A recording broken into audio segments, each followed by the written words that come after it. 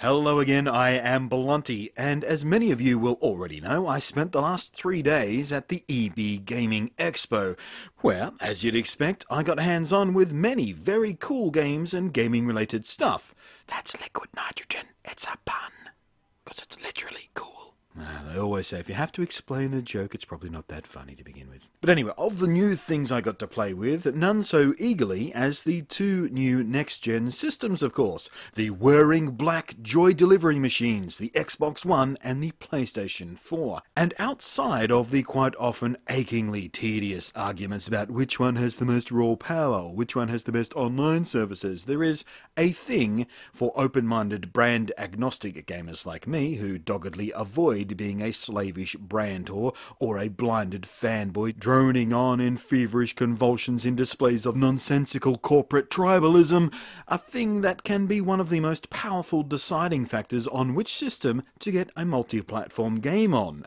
At least when all else is close enough to being equal. And that is of course the controller.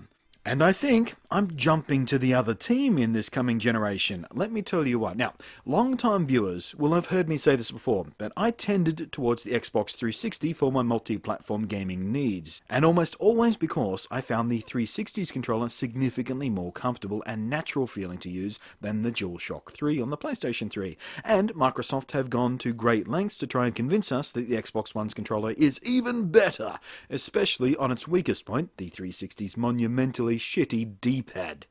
Well, I'm afraid to say I don't think they've tried hard enough to fix the D-pad. They still haven't got it right. I had a few goes at Killer Instinct, a traditional, single-plane arcade fighter, precisely the type of game where that twitchy, swift nature of a digital thumbpad is ideal for. And well, it was crap. Well, not as crap as the 360's mushy D-pad, but certainly not a significant improvement as Microsoft promised us. It had almost no real feel at all. It was harsh and became uncomfortable within a single match, so I can't imagine the pain of using it for a whole session of gaming. On the other side, the DualShock 4's D-pad seems pretty much unchanged, and while it too isn't exactly the best D-pad I've ever used, it's still noticeably better than even the Xbox revamped crosspad. Maybe that won't matter to you, maybe you don't play the kinds of games that work better with primary D-pad control, and maybe for arcade fighters you like a dedicated fight stick. Your call, that's fair enough, but for me, it's absolutely a part of my decision-making process. I like to have a good D-pad because I like some old-school arcade-type gaming. Now, aside from the D-pad, both controllers have indeed made notable improvements over the predecessors, as you'd expect, or at least hope. In both cases, the feel and responsiveness of the analog triggers felt much nicer, and please don't judge my driving too harshly. I was trying to focus more on the feel of the controllers than setting record lap times, or, pointing myself in the right direction. Plus, I kinda suck at racing sims anyway. I'm better at the arcadey ones like Mario Kart. But anyway, so the analog triggers are great, smooth, highly responsive, and the ergonomics have been tweaked slightly to make it more natural and comfortable feeling, especially so with the DualShock 4. It's quite a noticeable improvement. They're much better this time around. However, the fancier haptic feedback of the Xbox One's triggers was also a very nice touch, but not something that weighed heavily in my decision process, if I'm honest with you.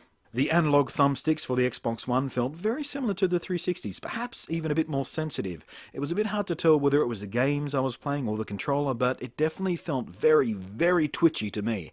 I think the dead zone was also much smaller, but that can be a bit hard to tell without a more controlled side-by-side test. But my abiding memory was of their highly sensitive nature. On the DualShock 4, the thumbsticks are a massive improvement. One of the things I never liked about any of its predecessors, all the way back to the PlayStation 1, well, as soon as the PlayStation 1 had analog sticks anyway, they were too slippery, and I never really liked the feel of them under thumb. They never quite felt right to me somehow. But now, oh man, this is a whole new world, and it's the new sticks that started to win me over to the PS4 in a big way. They're super comfortable, their calibration and responsiveness are utterly spot on, and the new design to the pads gave a wildly better grip, which of course leads to massively better control, and generally a better feel. But of course, spending more than half a dozen years playing on mostly the asymmetrical dual-stick layout of the Xbox means I do have a bit of adjusting to do back to the PlayStation's symmetrical layout. But somehow, the DualShock 4 felt a lot less awkward in that regard than the DualShock 3 does, and I've no real idea why. They are, of course, very similar in their layout and spacing, but I, without question, felt far more at home with the DualShock 4 than I am with the 3. Whatever they've done to it, it's very subtle, but it works brilliantly. The rest of the buttons in both cases work pretty much like the current gen do, which is fine. Nothing wrong with those on any side of the fence. But I did find the two buttons on either side of the DualShock 4's new touchpad to be easier to reach than I'd imagined they would be, and while I didn't really have a chance to properly test out the touchpad, it did feel nice, and the click action was good, and it was easy enough to reach without screwing up your grip too awkwardly. I think it should be okay. But yeah, in general, I leaned reasonably heavily towards the PlayStation 4 based on the controller experience, and I was honestly not expecting that. As I said, in this gen, I've been more about the 360. By a significant margin, I think just about every multi-platform game that I bought for the 360, but next gen, I think I'll be pulling up stumps and slamming a flag in the Sony camp. From driving to platforming to high-twitch first-person shooters, 3 pretty good representative samples of different types of game where the controller can make a noticeable difference to the experience, the DualShock 4 won me over each and every time. Of course, this will vary from person to person, and all choices are valid because they're exactly that, personal preferences, and no amount of arguing can change a person's mind on what they feel is most comfortable to them, so please don't start that up in the comment section. Both controllers are good, quite good as a matter of fact. I just think the PS4's is better.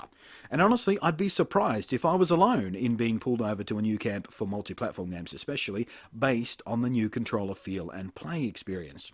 Drop a comment and share your thoughts if you've had some hands-on time with both, or drop a comment about your expectations and hopes if you've not yet had a chance to wrap your mitts around the new controllers. Anyway, thanks for watching. I am Blunty, and I will catch you next time.